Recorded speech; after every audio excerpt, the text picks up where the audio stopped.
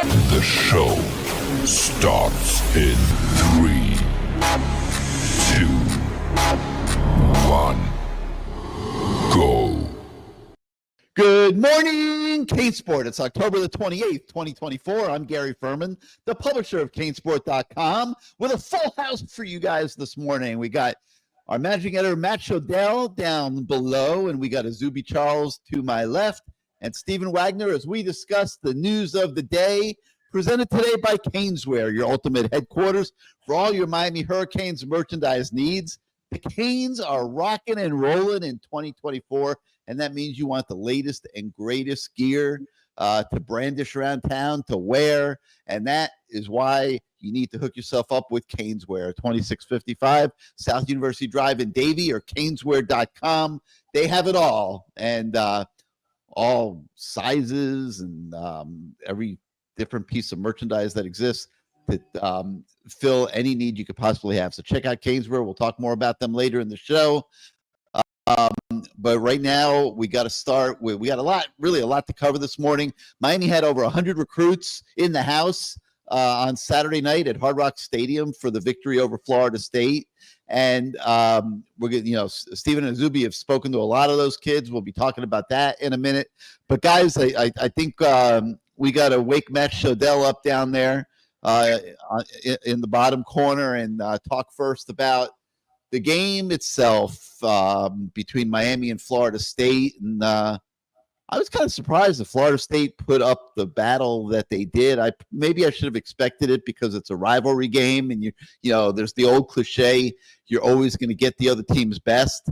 But whenever I've turned Florida State on this year, they have looked absolutely horrendous, and I really thought Miami would blow them out. But to the credit of their defensive coaches and the kids that play on the defensive side of the ball for Florida State, I think they did come into Hard Rock and put their best foot forward. They made things very difficult for Cam Ward and the offense. The game started with Miami doing whatever it wanted on its first series, going right down the field in very short time. I think it was like a 2-minute drive or something. And you're thinking, oh man, this is going to get ugly tonight. Miami might put 50 on these guys. But Florida State came out on Miami's second possession and they sacked Cam Ward twice. And to me, guys, that totally changed the entire game. Cam Ward taking those 2 hits, Miami going backwards to the degree that it did on offense. From that point forward, Miami was running a very station-to-station. I don't want to use the word conservative because there was nothing conservative about the holes that were being blasted up front by the offensive line and the run game, spearheaded by Damian Martinez and Mark Fletcher once again. But it was very station-to-station. I think we saw a 15-play drive, an 11-play drive for field goals. I mean, Miami was taking 8 plays to go 30 yards and kick a field goal, I think, on one possession. So, very different from what we have seen from Miami so far this year and from Cam Ward. But the bottom line is winning. Miami got itself its 3-touchdown victory. Matt Shodell, be happy with that? Or do you think that it's hurting them a little bit that they didn't have the style points that people have grown accustomed to? Well, I mean, you missed the most important thing, which is that Caneswear will dress up your dog. Go to Caneswear today. I'll get to that. I'll get to it. Sweaters for your dog. There's still time. Get little footies for their hooves. There's still time for that. Listen, I predicted before the game that Miami would win 38-14. So yeah, Miami underperformed by 2 points. I don't understand. I understand style points, okay, and I understand that maybe Florida State wasn't as decrepit as many thought they would be at different points of the game, and that Cam Ward didn't do his Superman routine. I thought the game plan was very vanilla. Well, not vanilla. I shouldn't say vanilla. It was very conservative. He threw 5 passes of 20 or more yards, which has been his bread and butter, and he was 0 for 5. Very unlike Cam Ward. The issue in the game, surprisingly, was that the receivers couldn't get open. I mean, fans were posting on the message board, Cam Ward holds the ball too long. He was holding the ball too long because there was no one to throw to, okay? The scramble drill, he threw the ball away more times than I've seen him probably throw it away all season combined. Xavier Restrepo somehow looks slower than normal. I can't wrap my head around what happened. The Florida State's secondary hasn't been particularly good all year. The Florida State defensive front has been good. That's the only thing that's been good about that entire team all year. And they made Miami's offensive line uncomfortable. They made Cam Ward uncomfortable. The defense played terrible, but Florida State was so bad on offense. I think they hit 11 of 30-something passes. I mean, they missed open guys left and right. There was one clear 50-yard touchdown. The guy wasn't even covered, and they didn't even throw to him, on one play that we saw from up in the press box. So Miami sort of did luck out. As Gary likes to say, bad plus bad equals good. Miami played a bad team. They're a bad defense, and it worked out good. Now, with that said, I think we all know through 8 games, this is not a championship-level defense. This is a pick-your-poison championship-level offense. And in this case, the poison they picked was to run through the A-gap and frickin' destroy Florida State's defensive tackles and gain 240 yards on the ground that way. That's okay. I understand fans posted boring, okay? But you know what? It's called winning a football game. Sometimes you got to do it in the trenches. If your receivers can't get open and you can run for 10 to 30 yards fairly regularly over 3 down sets, like up the middle, that's what you're going to do. Like, do you want Mario Cristobal to have a close game that's 17-14 going to the 3rd or 4th quarter because he decides to keep throwing the ball against a really good pass rush and a blitz that's confusing? And Cam Ward taking hits and sacks. Yeah, I mean, I understand people are complaining because it doesn't look great and they want the style points, which I understand also because Miami has no room for error, just not really blowing out bad teams and letting average teams stay with them in the ACC. I get it because you lose one game now to Georgia Tech, Syracuse, you name it. Like, they're going to probably plummet pretty far down the rankings, because they would at that point be the 4th best ACC team maybe. And I don't think 4 teams from the ACC are getting into the playoffs this year, okay? Unfortunately. So there's no room for error. But you know what? Miami's not playing anybody the rest of the year. Syracuse was a disaster against Pitt's defense. Wake Forest is not good. Terrible defense. Really good matchup for Cam Ward in that game with a horrible secondary. Georgia Tech's missing their top quarterback, missing their quarterback. The other quarterback's not very good. I don't know if he'll be back for the game or not, but they have an average defense regardless. They're not that good. I think they're 4-4. And Duke, I understand Duke is 6-2, and they probably should have beaten SMU if not for a ridiculous blocked field goal at the end of that game. Although I thought SMU played a pretty bad game, honestly. The only problem I see for Miami with Duke this weekend is, Cam Ward obviously was prone to fumbling before this season, right? 46 fumbles over 4 years. Duke is trained by Manny Diaz personally to try and get the ball out and to blitz. He blitzes all the time. We know that from when he was at Miami, right? And as long as Miami protects the ball, they will win this game. If Miami has 3 turnovers, this will be a game. Miami is 3 turnovers better than Duke personnel-wise. So 1 turnover is okay. 2, not great. 3, it will be a game. And that's what Duke is thriving on all year. They've won an overtime game against Northwestern. They've won a 1-point game against North Carolina. Like, they're not a good team, but they win because their defense creates turnovers. They have, I want to say, 10 fumble recoveries and I think 9 interceptions, 19 turnovers, if I'm not mistaken, in 8 games. That's how they're winning. Without those turnovers, a normal turnover margin, they're a 500 team. So that's all Miami needs to do. At home, Miami really shouldn't have a problem with this game. So, I don't want to do a whole post-mortem on Florida State. It wasn't that pretty, but you know what? They won by 22 points, if my math is right.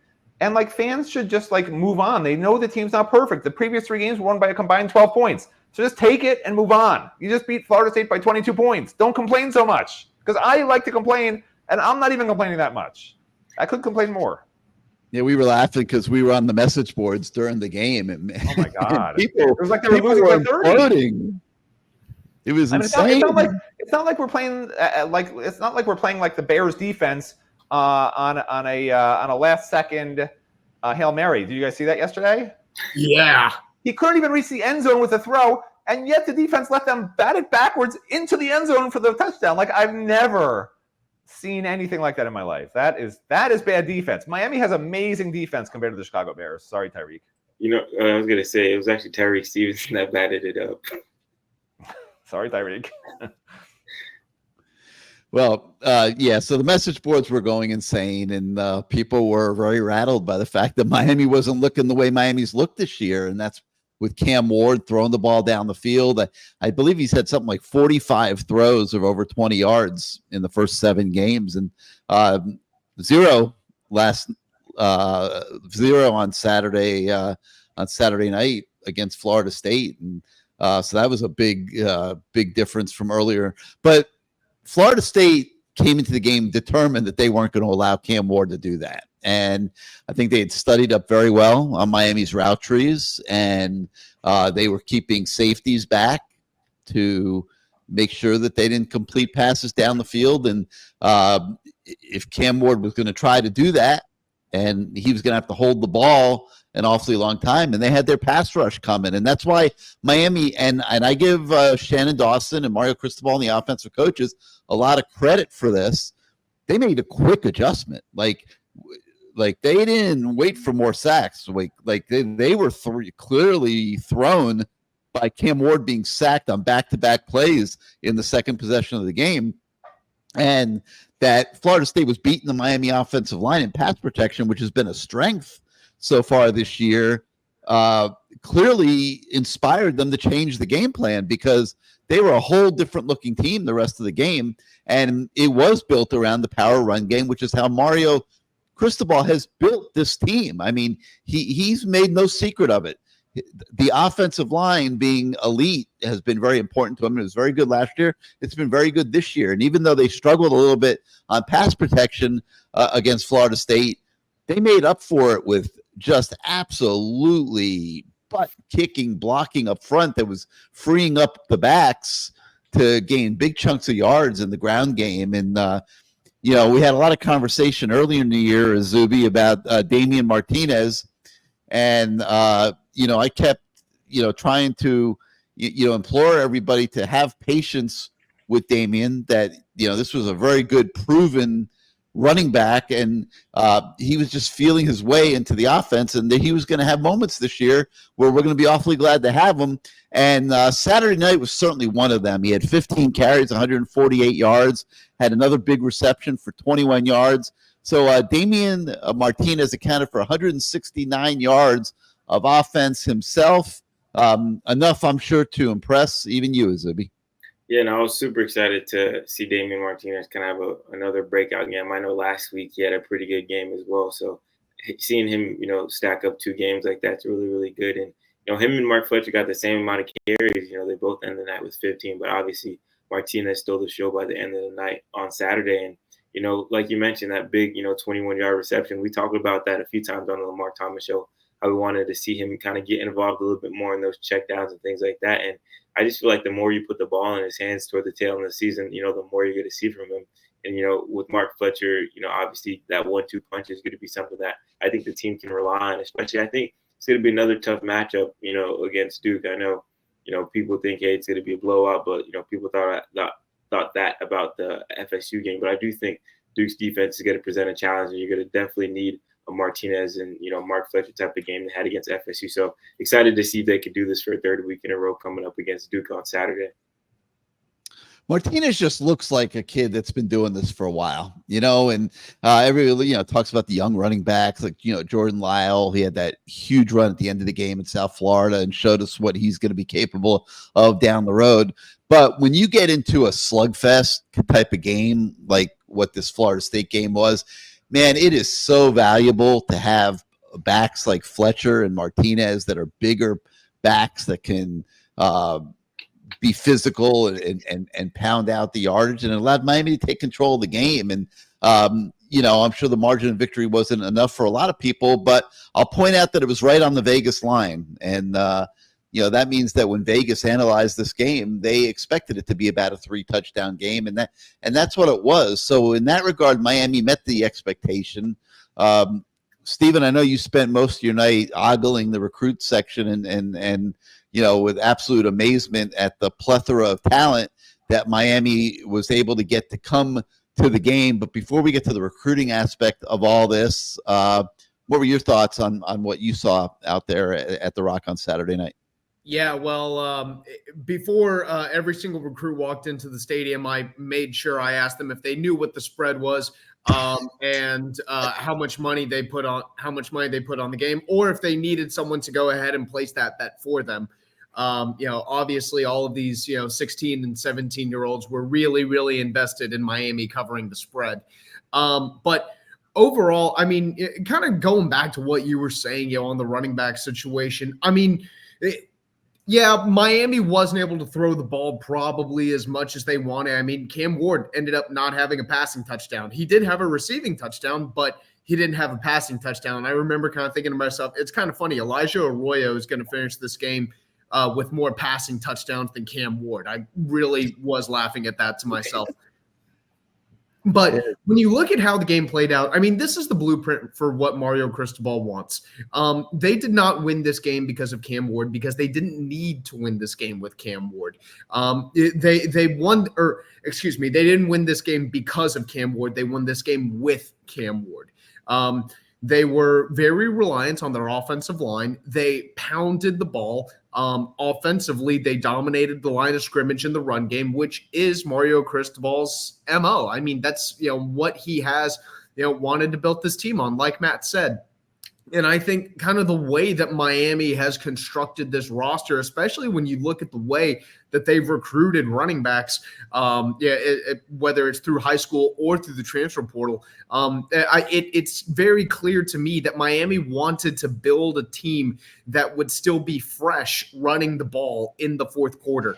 I mean, Damian Martinez and Damian Martinez and Mark Fletcher both ended up with exactly 15 carries each. And you saw a very healthy balance between the two guys. And Miami was very careful. Matt Merritt was very careful managing the backs, making sure that neither one of them got excessively tired throughout the course of the game, so that they would still have fresh legs down the stretch in the fourth quarter. Obviously, they had that, and it paid off in a really big way, because, I mean, kind of, I don't know about you guys, but to me, the play that I really felt was the nail in the coffin. And I can't remember if this was before or after Cam Ward caught the touchdown pass, but it was whenever Damian Martinez ripped off that really, really long run. That to me just felt kind of like it was like the exclamation mark on the game. And I thought to myself, like, man, that's kind of the perfect way for this game to end, because we do spend a lot of time praising Cam Ward, and rightfully so, because he is a special quarterback who absolutely has a very real shot to win the Heisman. He is the best quarterback. He might be the best quarterback Miami's had since Bernie Kosar. Or maybe even, actually, I take that back. Gino Torretta didn't win a Heisman. I forgot about him for a second.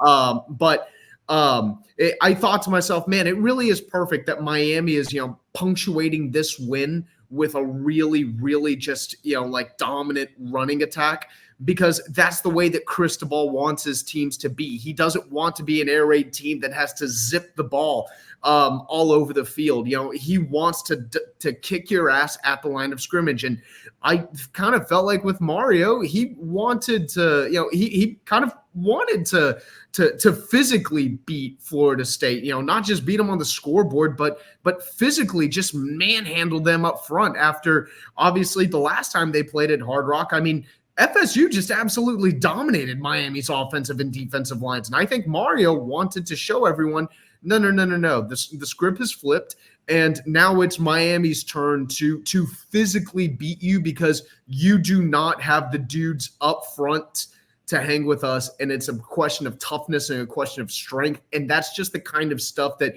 it gets a dude like Mario going. That's the kind of thing that gets him all kinds of fired up.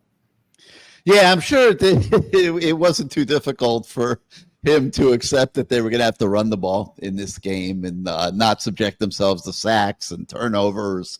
It was a smart move, even though obviously it has affected Cam Ward in the Heisman race, no question, at least for now.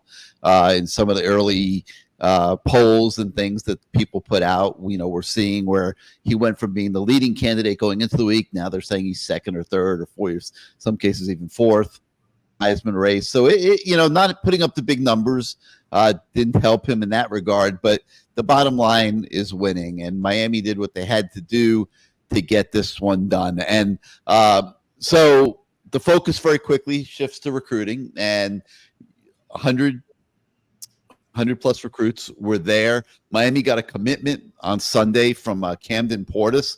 Yes, you recognize the name. He is the son of Clinton Portis, the former Miami running back. So we've got a bunch of stories on that on the website today, and you could check that out. We talked to Clinton himself.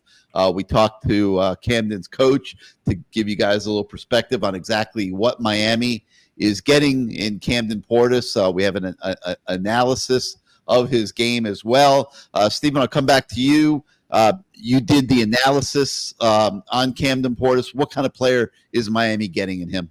Yeah, really quick, twitched up guy with great top end speed and a really, really aggressive attacking mentality as a defensive back. A lot of criticisms with a lot of defensive backs, even some of the top ones in this class, is they don't really love tackling. They really do just kind of want to defend the pass first and then kind of get physical later.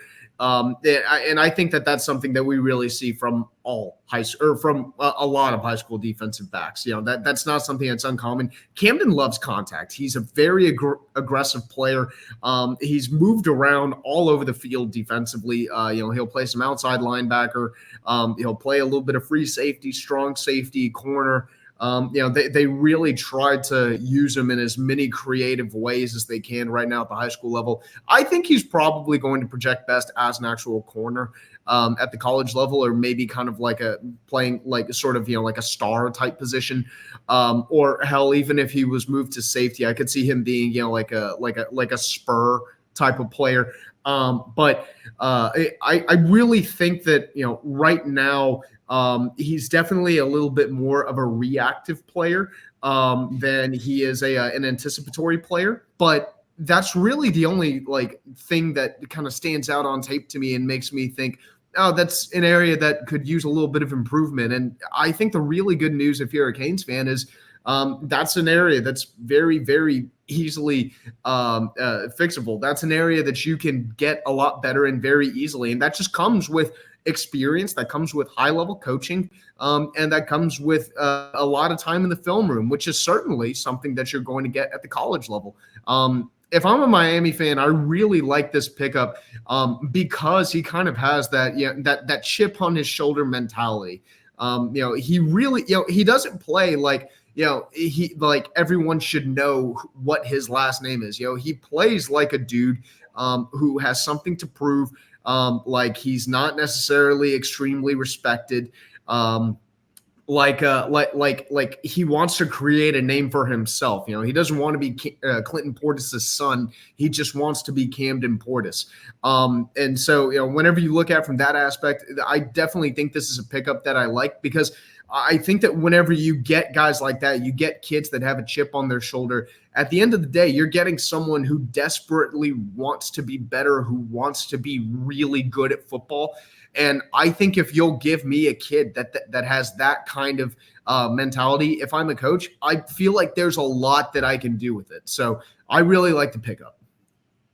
And just so everybody understands, this is not a favor to Clinton Portis. Mm-hmm.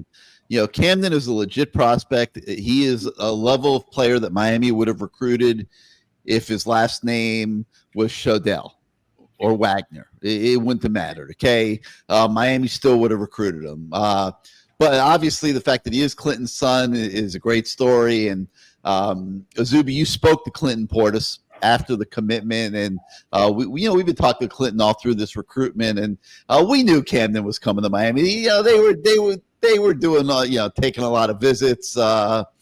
trying to remember where I saw Clinton on the road. USF.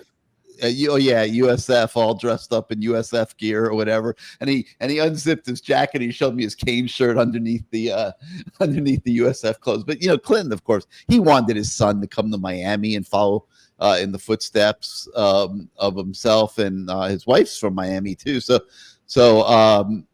it was a natural, but he's excited. Izubee, how would you describe? The story's on the website, but how would you describe the emotions that you found when you spoke to Clinton Portis on Sunday?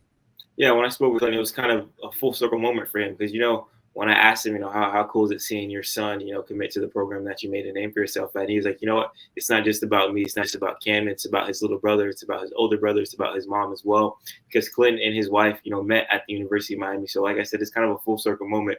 You meet your wife here, you have your children down the road, and then they're going to follow in both your footsteps. And, throughout this recruiting process, he's made it clear that he hasn't pushed, Camden towards Miami. He's kind of just guided him through it. Obviously, when Clinton went through the recruiting process as well, times were a little bit different, but, he still has that knowledge of being a high-level recruit that's been, wanted by a lot of programs across the country.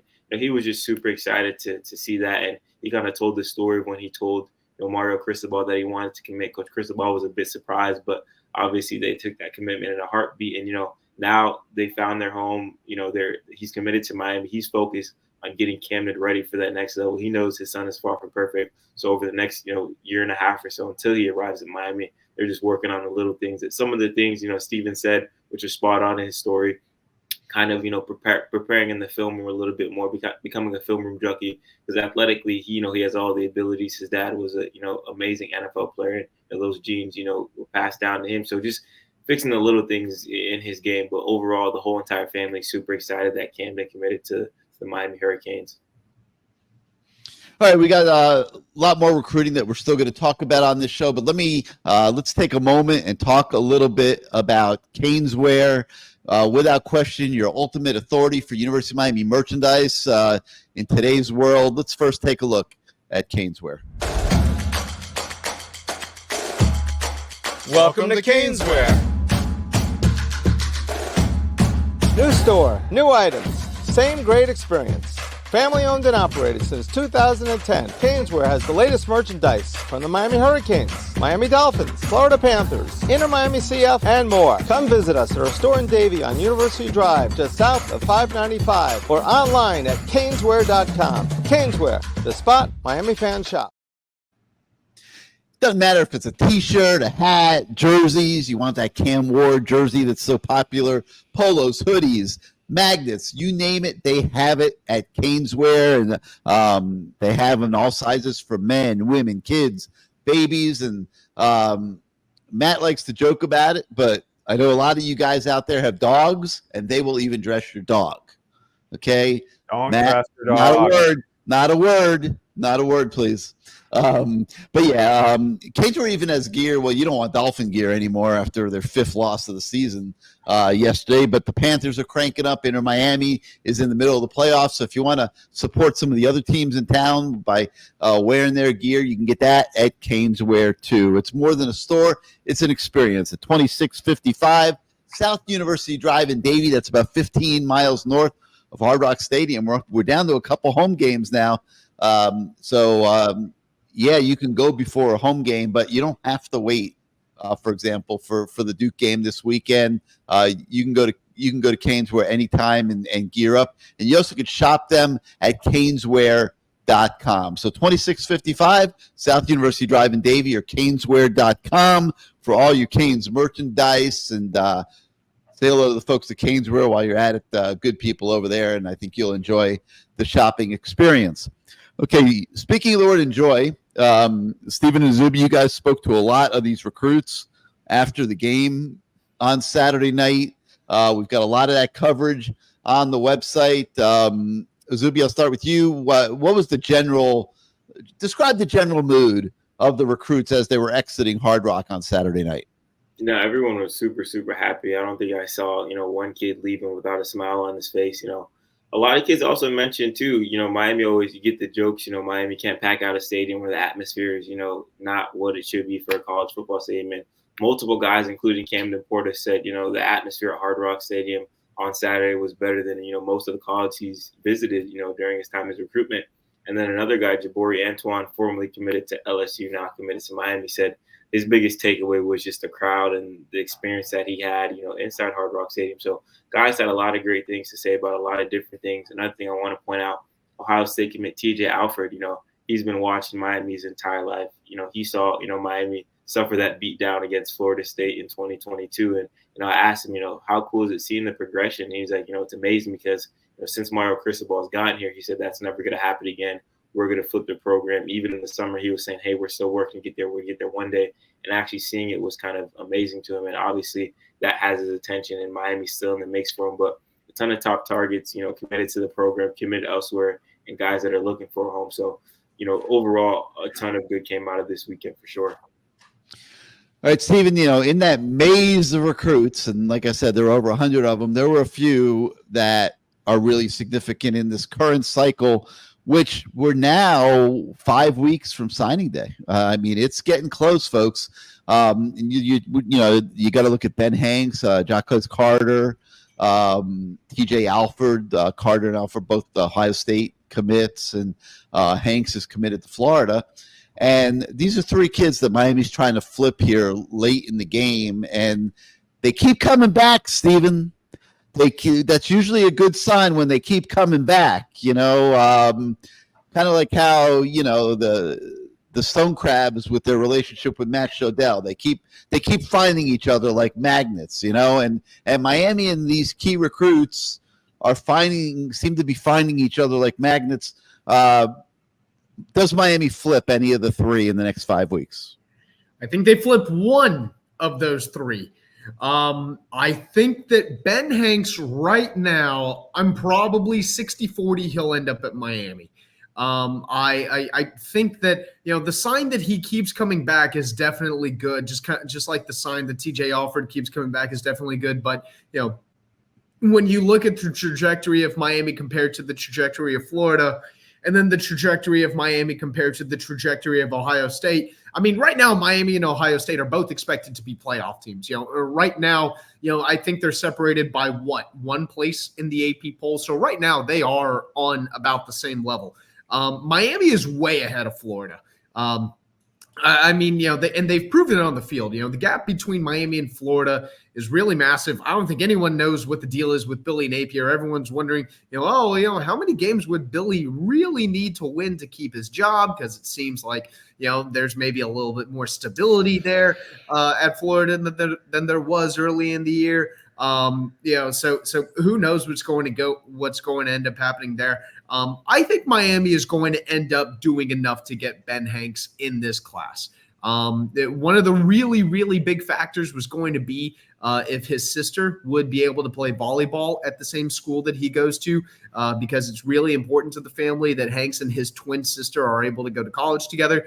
Miami knows that. I think that, that caught Miami off, or, a little bit off guard whenever he initially committed to Florida back in August. But Miami's very well aware of what it would take to get him in the class now. They're having those conversations. I don't think that, that Miami would have any problem giving his sister, some sort of spot on the volleyball team, whether it's a PWO or whether it's an actual scholarship. I'm not sure how that would actually end up working. But I definitely think that the path is absolutely there for Miami to get Ben Hanks in this class. I absolutely believe that there is a path. But that being said, I've also thought this through to myself quite a few times. If you're willing to commit to play for Billy Napier and Billy Napier gets fired, you're probably willing to at least entertain playing for whoever Florida hires to replace Billy Napier, considering that that team will that coach will probably be better than Billy. And who's to say that Florida's collective doesn't come through as well and say, hey, man, We want you to stay here and play for Lane Kiffin. We know Miami's making, this really big push, or, we want you to stay here and play for Elijah Drinkwitz. And, we're willing to back that up financially as well. So I absolutely believe that path definitely exists too. And that's the thing that in my mind kind of keeps me from, maybe putting in that RPM for Ben Hanks, is acknowledging that, I really do think it's possible that, if you're willing to play for Billy Napier, you're probably willing to play for, whichever coach they hire that's better than him. Then TJ Alford, Jarquez Carter, just real quick, not quite as confident in both of those guys, but I definitely do think Miami will have a shot, but I do think it's going to be pretty hard to pull them away from Ohio State. All right, and we have tons of coverage on the website of all the recruits and the recruiting weekend, and so many of them gave us their reviews. So make sure you check all that out on the website. Give yourself a little bit of time. There's a lot of content there in the recruiting sections of CaneSport.com. If you are not yet a subscriber to our website, please come on board. Your subscriptions allow our entire team to do what we do every single day to make your fan experience the best it can be. And so really important that if you're not yet a subscriber, that you come on board and become one. And if you like this show and like this channel, also hit your subscribe and like buttons right now here at YouTube. It helps us grow our audience, and we appreciate that as well. Guys, before we go, there was one recruit that we thought might show up at the Rock on Saturday night that didn't make it, and that was DJ Pickett, five-star cornerback, a kid that unquestionably has been at the top of the recruiting board for Miami. I'm not going to compare him to Jeremiah Smith of a year ago. That was like a generational level talent that Miami was trying to land and came up just short. But DJ Pickett, if you paired him with Ben Hanks in this class, Miami would be in a really good position at defensive back going into next year, and it's a huge priority. Do you put any significance in the fact, Izubee, I guess we'll start with you, did the DJ Pickett's lack of attendance on Saturday night, how do you see that? Well, I want to start off by saying I think me and DJ Pickett both, have something common now. We would not miss our high school homecomings for anything in this world, and that's why he wasn't, at Miami this weekend. So, I mean, I very do, much understand him missing the game for that. Obviously, you don't want to, back up on your word and, not show up after you told the program they're going to come. But, at the end of the day, these kids are high school kids. These kids want to experience things like that. So I'm not giving, DJ saying, oh, man, this kid just really, stood up Miami. This is the worst thing ever. But his dad, spoke with Steven and kind of cleared it up and said, hey, he wanted to go to his high school homecoming. He wanted to be a kid, but they're working on getting him back on campus potentially for this Duke game. So hearing that they want to get him back on campus before the year ends, before the early signing period, is significant news. And if they're able to do that, I think that would mean the world for Miami in their, hopes of flipping him. But, unfortunately, he wasn't able to make it this weekend, which I think was a big, big loss for Miami at the end of the day. Steven, anything to add to that?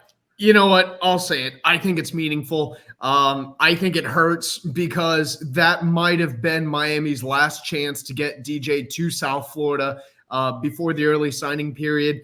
I especially with unofficial visitors coming down for game days, I'm really, really hesitant to, really feel good that a really high profile kid is going to come down and visit until his butt is actually on campus, until he's in that chair, until I see him at the stadium. Whether or not he ends up getting down before signing day, I don't know.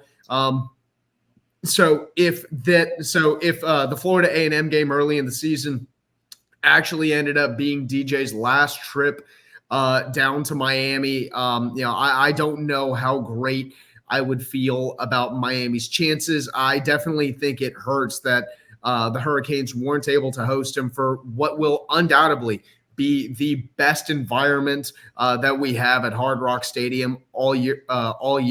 I'm not feeling nearly as good today about Miami's chances with DJ as I would have if he actually had been at Hard Rock yesterday. All right, and Matt, let me pull all of this full circle back to you before we go here. We sent you to the lab like we always do on Sundays, and you took a look at Miami's future opponents a little bit in depth. Do Canes fans have anything to worry about here down the stretch? Well, I mean, first let's do a little public service announcement. If you wouldn't allow your dog to dress you, then you should not dress your dog. Okay, that's just a general rule. I'm very pro-dog, not anti-dog like Gary. And in terms of, I mean, what I sort of wrote about, I wrote a bunch of different stuff this morning, but the main takeaways are that Miami is in really good shape to make the ACC championship game as long as they win their final regular season games, because, you know, people were freaking out that a three-way tie with SMU, Clemson, and Miami, which is the only three-way tie you can have. Pittsburgh cannot finish in a three-way tie because they play Clemson and SMU.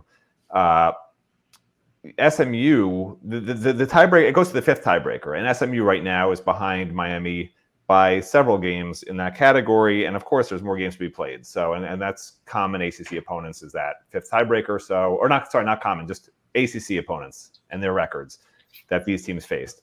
So, so we'll see how that goes. But you know, the other thing that I sort of tried to write about was a little bit more, you know, big picture, where this team is, you know, what we've learned about this team through 8 games. And what's weird about it is I'm still not quite sure.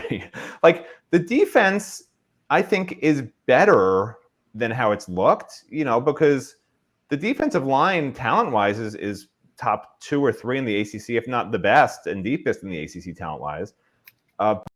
Both linebackers should be really good.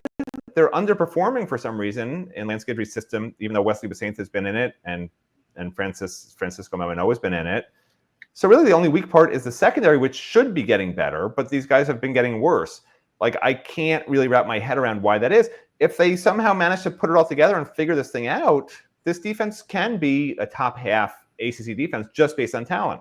And what we also have learned over the last couple of games is that Miami can run the ball really, really effectively, which is good because you can't always rely on Cam Ward to do everything himself. So the potential is there, and there's no other perfect team out there. It's not like, you know, this is not 2001 Miami Hurricanes, 2002 Miami Hurricanes. Like, there's no team like that in the country right now where they're just dominating on both sides of the ball to the point that you're like, there's no weakness on this team. They're unstoppable. They're going to kill everybody unless they just shoot themselves in the foot over and over again for the better part of a half of a game. So listen, I mean, again, I said it earlier, Miami fans should just enjoy the wins. You know, when you get to the ACC title game, if they eke out a 1-point ugly win in the ACC title game and get a bye in the playoffs, are people going to complain then also? Like, at some point, you got to stop complaining. You know, my favorite hobby is complaining. Like, that's what I enjoy doing. That's what I live for. And I'm telling you, people out there, as much fun as it is to say that people suck around you and how bad everybody is and how, you know, everything's gone wrong in your entire life, you know, in this particular case, I would argue, based on the perception everyone has of this team heading into the season, this is an 8-0 team that most people thought would have a couple losses, and it sure as hell looks like they're not going to lose a game in the regular season. So why can't that just be something that we enjoy after 22 years of miserable failure over and over and over again? So I would just encourage everybody to, you know, take a breath, enjoy imperfect wins with an imperfect team, and just move forward through the process, because the goal is going to be not this year necessarily, but the years to come. And this program has to keep going on that upward trajectory, right? So far it has been. You know, Mario Cristobal has done what you wanted it to do. He has barely any players left on the roster that aren't his. And from year 1 to year 2 to year 3, you see the improvement in the record. And is he a great game day coach? No. Does he still know how to call a timeout with 30 seconds left and 3 timeouts on the remaining? Probably not. But you know what? He knows how to amass talent. He recognizes talent. He, I think, is letting his coaches coach more this year than he did the previous 2 years, which is, you can see it on the field. This is not as much Mario Cristobal's fingerprints on everything anymore, right? Which is good because he is not the master of offense and defense as much as you might think he is. You know, he needs to be a head coach and not a coordinator. You know, just ask the Jets how it works out when you try to do everything. So So, like, this is really a stepping stone year, in my opinion, and Miami can't afford to go backwards from here like FSU has, right? It has to keep going forwards, keep going up. And to me, as much fun as this year is going to be, like, I'm much more interested, or as interested, in what happens in January, in the portal, with development into the spring of guys they already have. Like, that's the future. You know, that's the goal to say Miami is back. Miami's not back even if they win a national championship this year, just as much as Florida State wasn't back when they went undefeated last year in the regular season. Miami will be back when they string together multiple years like this of dominating in the win column. It may not always be pretty because college football now is not like it used to be where you can just basically win every game by 40 points and then, you know, try to get by in a major bowl game, right? It's the bigger grind, longer season, much more parity with the transfer portal and all the money being thrown around by top teams. It's going to be a grind. But I've always believed in Mario Cristobal. To Gary's credit, he has been begging for Mario Cristobal to be the coach here. And I think fans are starting to see, like, hey, you know, the guy's a terrible game day coach, but an amazing tactician when it comes to landing talent. And you know what? Talent overcomes everything. I mean, I understand the Georgia Tech snafu last year, but what have you seen here at Miami that you would classify him as a terrible game day coach? I mean, I'm talking about the perception. I'm not saying my personal opinion. Yeah, I don't personally think he's a terrible game day coach. The perception is that he's a terrible game day coach, a quarterback killer. Some call him that. Like, and a terrible game manager, time clock wise. He's brought that upon himself. I'm not making this up, Gary. This is what people say about him. I'm just reflecting that. But he won multiple conference titles at Oregon. What I know for a fact is he's better as a recruiter and better as an inspiring coach than he is a game day coach, because he's made game day mistakes. I know that. I've seen it with my own eyes, but he doesn't make mistakes when it comes to inspiring his team. He makes very few mistakes when it comes to building rosters over his career, right? He made mistakes in the portal his first couple of years, probably because he was desperate. You know, those teams were pretty bad. And he probably shouldn't have taken some of the guys he took, as I said at the time, not Gary, but as I said at the time. But now that the roster is better and like this team can out-talent everybody, you can make a couple of mistakes in your game plan. You can make a couple of mistakes in your game management, and it doesn't show up in the win-loss at the end. That's why you have to be better than everyone else if you're not going to be perceived as the greatest game day coach in the world. And you know, I mean, I just look at he won multiple conference championships at Oregon. You see where Oregon is in today's world. Those aren't his players in today's world. He should have been number one, just like this year's Oregon team is. The foundation. They're not all his players, no, but he laid the foundation for what Oregon is. Mario didn't build Oregon into a number one team, Matt. Are you crazy? Mario built this number one team at Oregon. What are you talking about, Matt? He did that. And Mario Cristobal. And now you're seeing him here. Little things on his hooves and prances around in the street like a dog. This is amazing. The foundation that's been laid here is undeniable. I mean, people could keep taking shots at the guy. I see him continuing to do a good job.